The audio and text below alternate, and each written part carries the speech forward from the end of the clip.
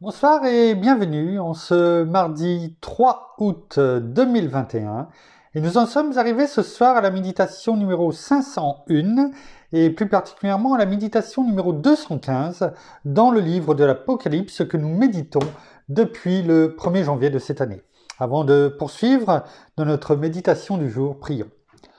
Père, dans le nom de Jésus, bien-aimé Saint-Esprit, nous venons à toi comme chaque soir, comme chaque jour, afin de nous laisser conduire en toi, par toi, afin que notre Seigneur Jésus, lui qui nous parle directement dans ce que nous méditons dans le livre de l'Apocalypse notamment, mais aussi tout au long de notre journée, quelles que soient nos occupations, eh bien, enseigne-nous.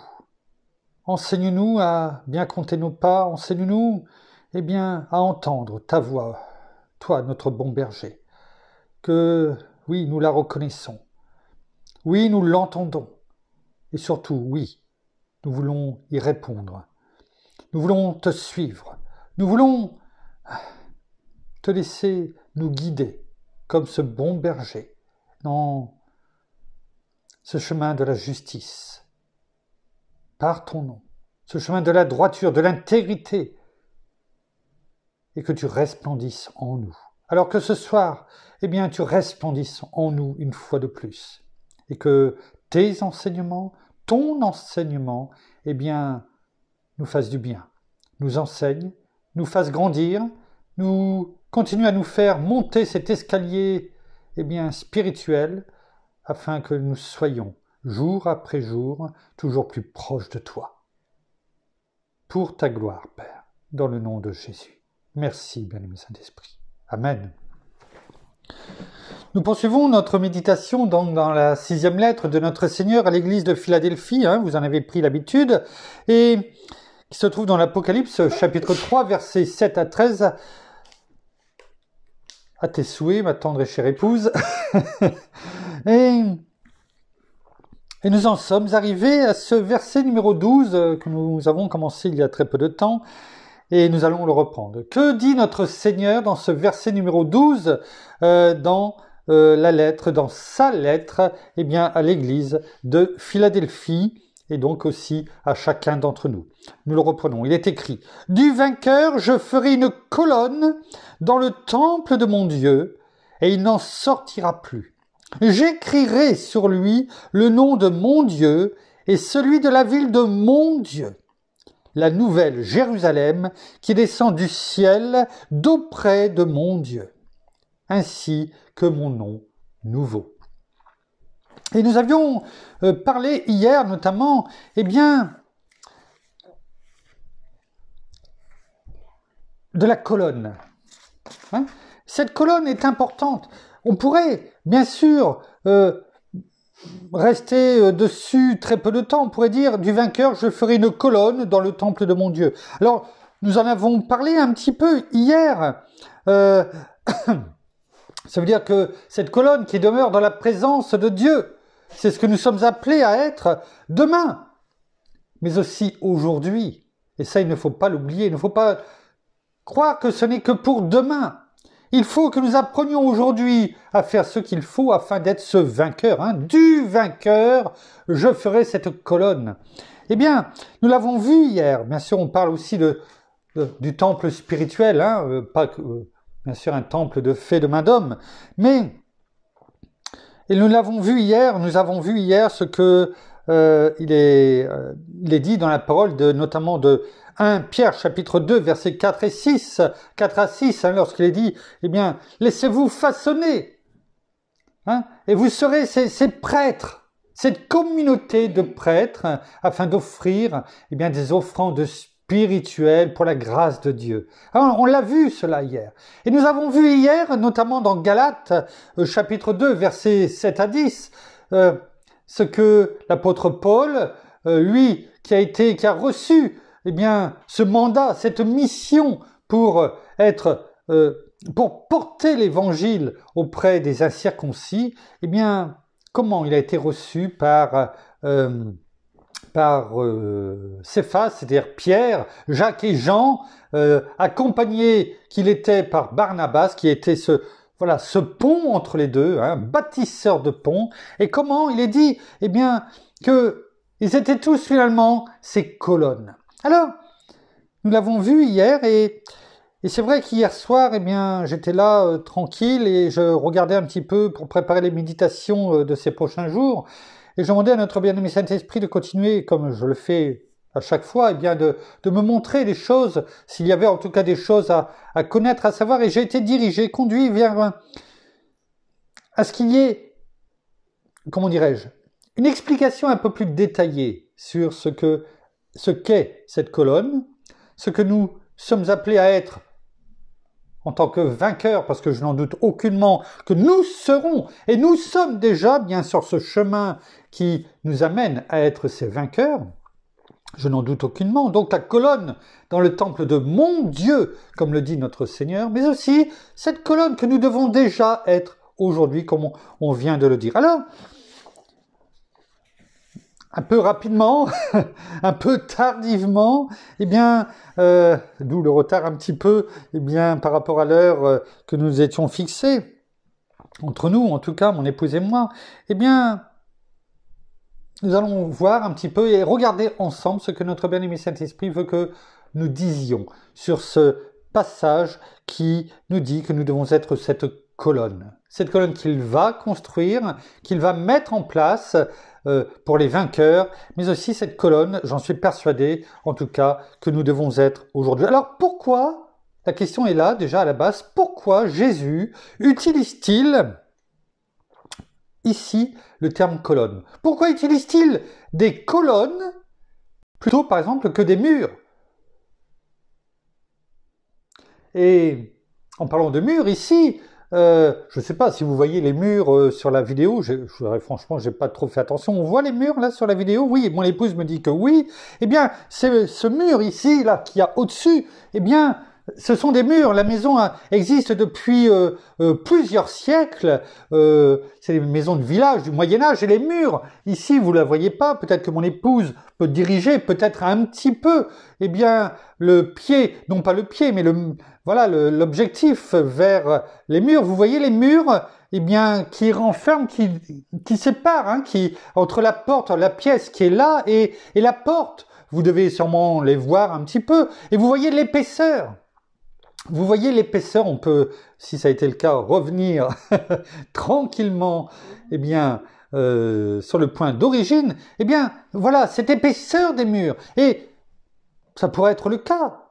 Alors pourquoi notre Seigneur utilise-t-il le mot colonne plutôt que des murs épais? Parce qu'il pourrait en faire des plus épais même que ceux que vous venez de voir. Eh bien, les murs, comme vous venez de le voir, eh bien, physiquement, mais aussi spirituellement parlant, eh bien, les murs divisent. Ils divisent, ils emprisonnent également, bien sûr, les murs des prisons, mais aussi les murs spirituels dans nos pensées. Ces forteresses que l'ennemi, quelquefois, essaye de construire afin que nous soyons prisonniers de nos pensées. Ces murs cachent, hein? Ces murs cachent, ces murs enferment, cloisonnent. Et Jésus est venu, notre Seigneur, pour renverser ces murs. Alors, nous comprenons bien que s'il est venu pour renverser ces murs, les murs que notamment, il est dit, je n'ai plus la référence là, mais que Jésus est venu pour terrasser l'ennemi, terrasser Satan, afin que nous ne soyons plus esclaves. Bien sûr, on sait que il faut venir en lui pour être libéré, pour que les chaînes soient brisées. Mais on comprend mieux maintenant pourquoi le Seigneur, lui qui est venu pour briser, pour renverser les murs, tout comme, eh bien, Josué et comment dirais-je, et tout le peuple d'Israël, quand ils ont tourné la première épreuve, la première ville, Jéricho, qu'ils ont trouvé devant eux, avec des murs encore plus épais que ceux que mon épouse vous a montrés tout à l'heure, eh bien, ces murs se sont effondrés. Pas tous, pratiquement, Mais ce sera l'objet d'une autre méditation sur la fidélité de Dieu. Et nous comprenons bien que notre Seigneur, eh bien, ne veut pas faire de nous des murs, mais des colonnes. Parce que les murs, comme on l'a dit, emprisonnent, cachent, eh bien, enferment, alors que les colonnes soutiennent, comme mon épouse, eh bien, le disait précédemment. Regardons ce qui est écrit dans Éphésiens. Éphésiens, chapitre 2, verset 14. Éphésiens, chapitre 2, verset 14.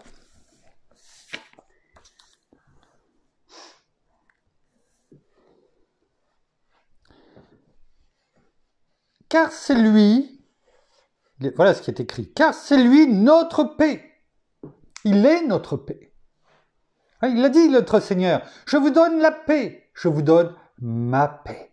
Je ne la donne pas comme le monde donne. Que votre cœur ne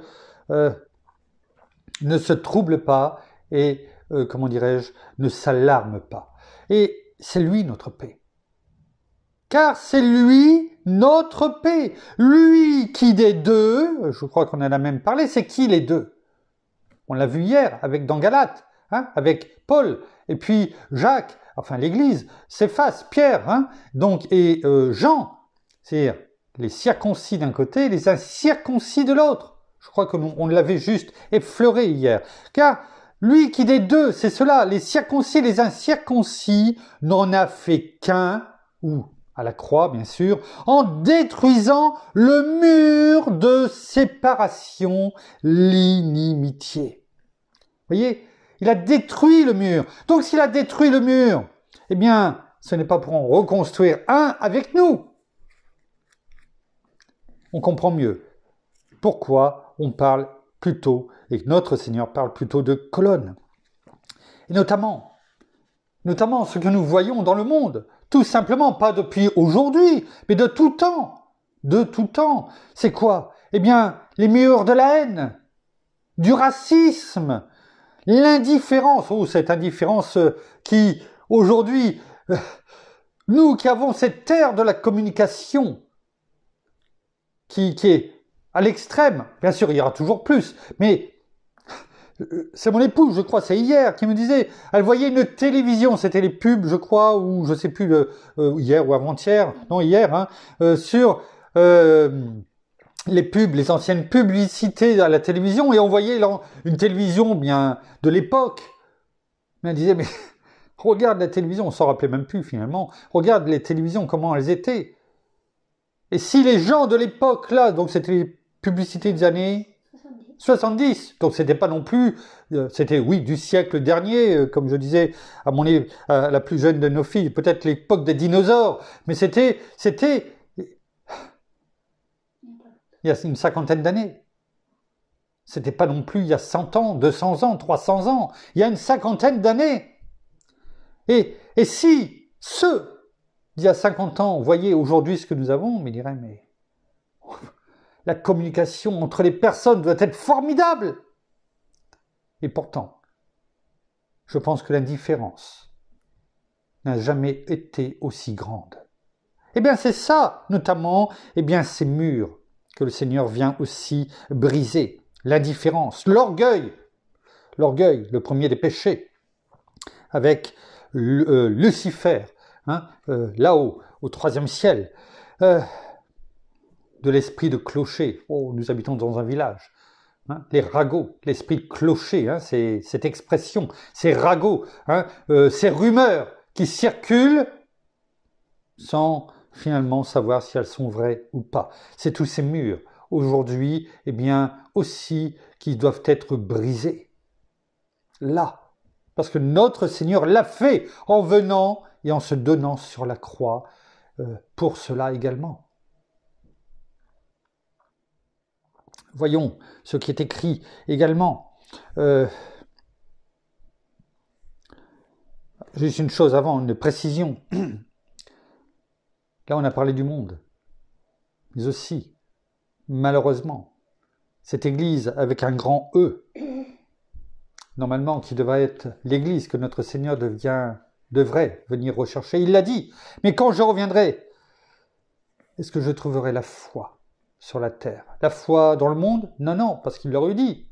La foi. Où? Dans l'Église. Parce que le monde n'a pas la foi. Autrement, il parlerait eh bien sur la terre. Oui, sur la terre, mais aussi dans la terre. L'Église, malheureusement, eh bien l'Église, elle aussi, excusez-moi, l'Église, elle aussi, est cloisonnée. Et oui, cette Église cloisonnée, et pourtant, malheureusement, qui n'est pas construite sur le modèle du ciel. Il ne faut pas avoir peur de le dire, non pas pour juger, mais pour s'améliorer, non pas par nos propres forces, mais en plongeant nos regards dans la parole, pour savoir finalement quelle est cette Église décloisonnée que l'on devrait être et que notre Père, notre Seigneur, quand il viendra, veut trouver. Regardons dans Éphésiens, toujours le chapitre 2, versets 19 à 22. L'Église, un temple spirituel.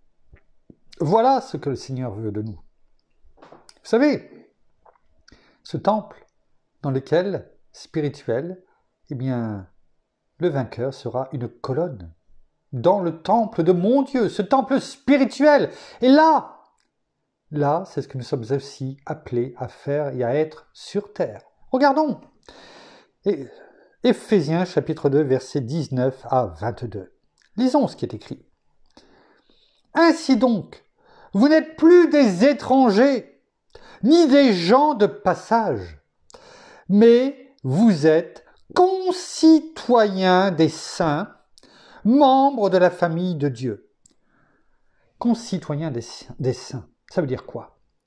Les saints, on sait que dans la parole, ce n'est pas les saints qui sont sur les calendriers, que d'autres aiment se mettre à genoux. Non, non, concitoyens des saints. Nous sommes appelés à être tous unis les uns aux autres, à partager la même chose. Tout comme il est écrit dans Romains, chapitre 8, au verset 15 à 17, que nous avons reçu un esprit d'adoption par lequel nous crions « Abba, Père ». L'Esprit lui-même rend témoignage que nous sommes enfants de Dieu. Et si nous sommes enfants, nous sommes aussi héritiers et co-héritiers de Christ. Co-héritiers. Là, nous sommes co-citoyens des saints. C'est-à-dire, concitoyens des saints, nous sommes ensemble, unis. Nous avons droit à la même chose. Pas certains plus que d'autres. Nous avons droit à la même chose. Nous partageons toutes et tous, en tant qu'enfants de Dieu, la même chose, Jésus-Christ. Il est en nous, de la même façon qu'il est en chacun d'entre nous, par notre bien-aimé Saint-Esprit, qui n'est pas différent que Christ a reçu et qui l'a ressuscité. Nous avons le même Saint-Esprit, l'Esprit de Dieu, en nous. Pas plus grand, pas plus petit, il est le même. Et c'est cela qui nous permet de dire que nous sommes concitoyens. Concitoyens, des saints, membres de la famille de Dieu. Il n'y a pas de plus grand. Il y aura des récompenses demain, quand nous serons avec notre Père et notre Seigneur, tout comme la parabole des talents le montre, mais nous sommes tous enfants de Dieu à la base. Et il ne fait pas de préférence. Il nous a même mis co-héritiers de Christ. C'est-à-dire que nous partageons la même chose. Il nous aime. Et c'est cela que nous, en tant qu'êtres humains, nous avons peut-être du mal à comprendre. Il nous aime autant qu'il aime son Fils unique, à la base, notre Seigneur Jésus. Il nous aime de la même façon. Il nous appelle bien-aimés, tout comme il a appelé son Fils bien-aimé. C'est important, tout cela. Parce que sinon, on passe à côté de beaucoup de choses et surtout, l'ennemi essaye de nous culpabiliser. Il n'y a plus de condamnation pour ceux qui sont en Christ Jésus et qui marchent non selon l'esprit, non selon la chair, pardon, merci, mais selon l'esprit. Oui. Alors, continuons. Verset 20. Vous avez été édifiés sur le fondement des apôtres et des prophètes, Jésus-Christ lui-même étant la pierre de l'angle. Alors nous sommes concitoyens les uns des autres parce que nous sommes fondés, nous avons un fondement qui est solide, Jésus-Christ qui est même la pierre de l'angle, qui est solide. En lui, en Christ Jésus, tout l'édifice bien coordonné s'élève pour être un temple saint dans le Seigneur. Voilà ce que l'Église doit être. Un temple saint dans le Seigneur, avec le Seigneur comme fondement, comme pierre de l'angle. Et non pas avec plein de murs, plein de cloisonnements, plein de séparations, plein de dénominations qui finalement s'enferment les unes autant les unes, sur elles, et qui finalement, quand elles ouvrent une porte ou une fenêtre, c'est simplement pour déclarer, pour juger les choses. Alors que ce n'est pas du tout ce que nous sommes appelés à être. Verset 22. En lui, donc toujours en lui, en Christ Jésus, comme là, vous avez gardé la persévérance en moi.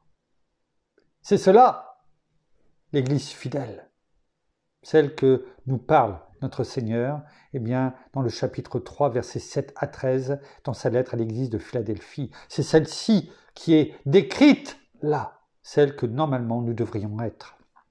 En lui, verset 22, vous aussi, toi, moi, vous êtes édifiés ensemble, pas chacun séparément, ensemble, pour être une habitation de Dieu en esprit, avec un grand E. Voilà cette unité à laquelle notre Seigneur nous appelle, celle que nous devons être, et nous verrons demain la suite de ce que notre bien-aimé Saint-Esprit veut nous faire comprendre dans ce que nous devons être aujourd'hui, ici, présentement sur la terre, qui sera l'image, et qui est l'image de celle que notre Seigneur veut faire de nous, demain, ou dans le temple de son Dieu, de mon Dieu, ces colonnes qu'il dit du vainqueur, je ferai une colonne dans le temple de mon Dieu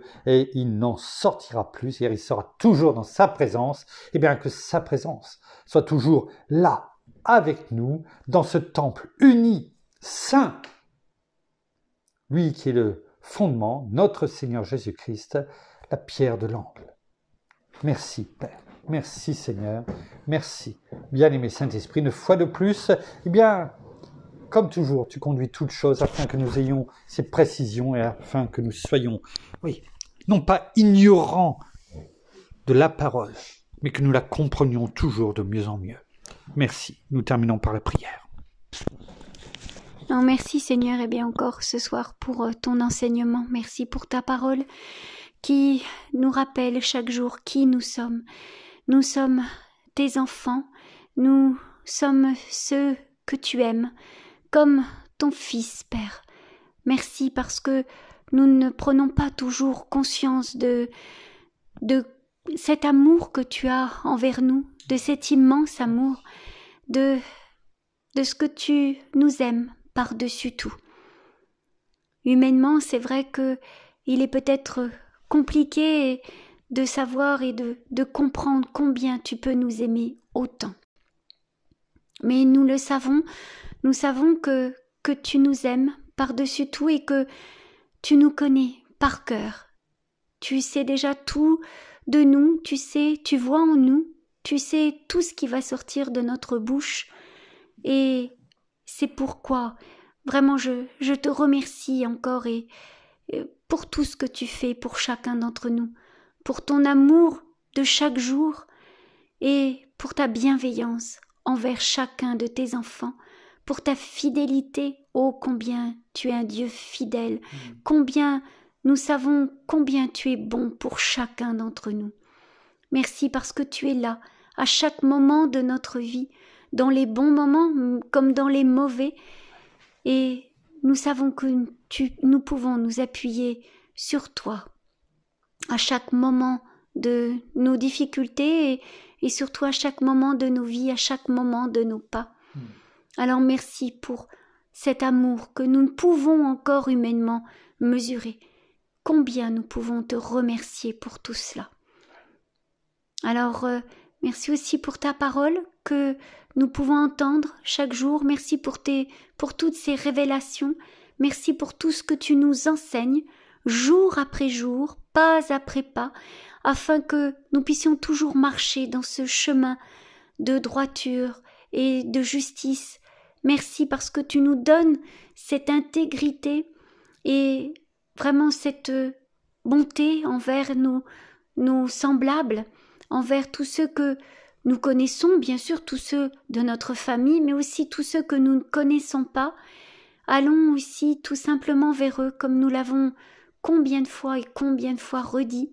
Déclarons et proclamons la parole, n'ayons pas honte de l'Évangile et tout simplement partageons ce que nous avons, ce que nous connaissons, afin que toutes ces personnes qui au jour d'aujourd'hui sont encore dans les ténèbres, sont encore dans l'obscurité, eh bien voient tout simplement la lumière, te connaissent toi et qu'ils soient délivrés et complètement délivrés de cet esclavage dans lequel l'ennemi veut les maintenir. Qu'ils puissent être vraiment libérés, être rendus libres et surtout te connaître et connaître la vie éternelle, cette vie que nous pouvons avoir tout simplement en venant à toi et en t'acceptant dans nos vies comme Sauveur et Seigneur, toi, Seigneur Jésus. Alors merci encore pour tout ce que tu fais pour chacun d'entre nous. Conduis-nous, forme-nous et surtout continue ton œuvre en chacun d'entre nous. Alors soyez tous abondamment bénis, frères et sœurs, dans le nom de notre Seigneur Jésus-Christ. Amen. Amen. Amen. Voilà, ainsi s'achève la méditation de ce soir. Nous vous bénissons abondamment de toutes les bénédictions spirituelles dans les lieux célestes en Christ. Nous saluons nos amis au Québec et au Canada, mais également en francophonie, partout en francophonie, et en France, à Paris et tout autour de chez nous. Et nous vous souhaitons à toutes et à tous une bonne fin de journée pour certains, une bonne soirée pour d'autres, en tout cas une bonne nuit à toutes et à tous dans la paix de notre Seigneur. On l'a vu encore aujourd'hui, c'est lui qui nous la donne. Alors sachons lui demander, avant d'aller se coucher, après avoir fait cette introspection, je pense, en nous, pour savoir et lui remettre toutes choses, et demander pardon si besoin est. Il y a toujours besoin, je pense. Et en tout cas, en ce qui nous concerne, eh bien, nous nous retrouvons demain pour la suite de nos méditations. Soyez bénis, à demain, au revoir.